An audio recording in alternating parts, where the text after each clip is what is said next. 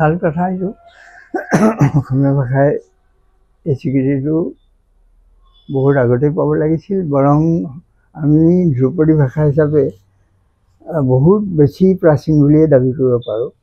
তথাপি যে ৰাজহুৱাভাৱে স্বীকৃতিটো এটা বেলেগ কথা হয়, ইয়াৰ লগত হয়তো অন্য সা সুবিধা ইত্যাদি কথা জড়িত হৈ থাকে। গতিকে ই যেতিয়া তেনে এটা স্বীকৃতি পালে, গতিকে স্বাভাৱিকতেই তাৰ লগত আনুষংগিক যিবিলাক সা সুবিধাবিলাক আমি পাম, আৰু সেইখিনি যাতে আমি জাতি হিচাপে ভাষাৰ স্বাৰ্থত গ্ৰহণ কৰোঁ, সেই আবেদন মই সকলোৰ প্ৰতি আগবঢ়াইছোঁ।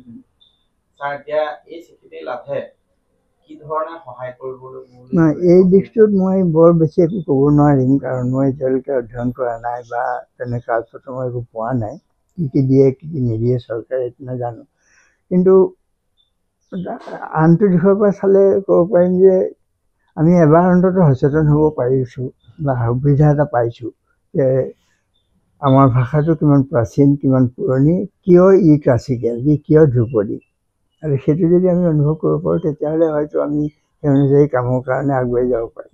আমাৰ এটা ধাৰণাৰ ভুল এটা হৈ যায়। সাধাৰণতে আমি অসমীয়া ভাষাটো আগবাঢ়িছে, বিশ্বৰ পটভূমিত ইয়াৰ এটা স্বীকৃতি পাইছে, এনেকুৱা ধৰণৰ কথাবিলাক আমি সাধাৰণতে সাহিত্য গুণী জ্ঞানী যিসকল লোক তেওঁলোকৰ কামৰ ওপৰতে নিৰ্ভৰ কৰি কওঁ। কিন্তু ভাষা এটা জীয়াই থাকে প্ৰকৃততে জনসাধাৰণৰ মাজত, একেবাৰে যিসকল খাতি খোৱা মানুহ, যিসকলে হয়তো সাহিত্যৰ বিষয়ে বিশেষ একো নাজানেও, তেওঁলোকৰ মাজতেই ভাষাটো জীয়াই থাকে। আৰু সেইকাৰণে আমি সামূহিকভাৱে সকলোকে সামৰি লৈ ভাষাৰ উন্নতিৰ কাৰণে চেষ্টা কৰা ভাল। ভাল কথা এইটো অসমীয়া ভাষাই এই স্বীকৃতিটো বহুত আগতেই পাব লাগিছিল। বৰং আমি ধ্ৰুপদী ভাষা হিচাপে বহুত বেছি প্ৰাচীন বুলিয়ে দাবী কৰিব পাৰোঁ। তথাপি যে ৰাজহুৱাভাৱে স্বীকৃতিটো এটা বেলেগ কথা হয়, ইয়াৰ লগত হয়তো অন্য সা সুবিধা ইত্যাদি কথা জড়িত হৈ থাকে। গতিকে ই যেতিয়া তেনে এটা স্বীকৃতি পালে, গতিকে স্বাভাৱিকতেই তাৰ লগত আনুষংগিক যিবিলাক সা সুবিধাবিলাক আমি পাম, আৰু সেইখিনি যাতে আমি জাতি হিচাপে ভাষাৰ স্বাৰ্থত গ্ৰহণ কৰোঁ, সেই আবেদন মই সকলোৰ প্ৰতি আগবঢ়াইছোঁ।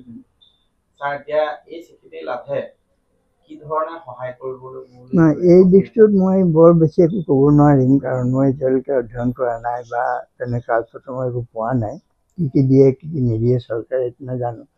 কিন্তু আনটো দিশৰ পৰা চালে ক'ব পাৰিম যে আমি এবাৰ অন্ততঃ সচেতন হ'ব পাৰিছোঁ বা সুবিধা এটা পাইছোঁ যে আমাৰ ভাষাটো কিমান প্ৰাচীন, কিমান পুৰণি, কিয় ই ক্লাছিকেল, কিয় ধ্ৰুপদী।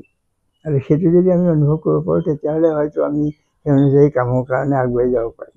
আমাৰ এটা ধাৰণাৰ ভুল এটা হৈ যায়। সাধাৰণতে আমি অসমীয়া ভাষাটো আগবাঢ়িছে, বিশ্বৰ পটভূমিত ইয়াৰ এটা স্বীকৃতি পাইছে, এনেকুৱা ধৰণৰ কথাবিলাক আমি সাধাৰণতে সাহিত্য গুণী জ্ঞানী যিসকল লোক তেওঁলোকৰ কামৰ ওপৰতে নিৰ্ভৰ কৰি কওঁ। কিন্তু ভাষা এটা জীয়াই থাকে প্ৰকৃততে জনসাধাৰণৰ মাজত, একেবাৰে যিসকল খাতি খোৱা মানুহ, যিসকলে হয়তো সাহিত্যৰ বিষয়ে বিশেষ একো নাজানেও, তেওঁলোকৰ মাজতেই ভাষাটো জীয়াই থাকে।